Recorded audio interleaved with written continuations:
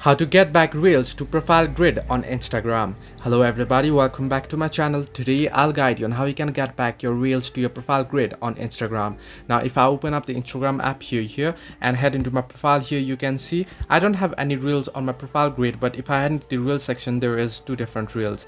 Now if you did the same, if you remove the reel from your profile grid and now you want to get them back and you don't know how it works, so let me guide you. All you have to do is head into your reels section, and on the reels, now what you want to do is you want to open up the reel that you want to add back to your profile grid. I'll just open this one.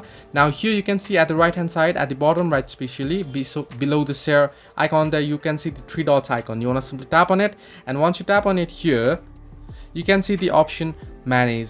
Simply tap on the manage option here, and here you can see add to profile grid option below the hide likes option and above the download option. Simply tap on it and you can see add it to profile grid. Now if you head back to your profile and you reload this, you'll get your reel back to your profile grid. So this way you can get back reels to profile grid on Instagram. Hope this helped you. Do like and subscribe, and do not forget to leave a comment down below if you have any further issues.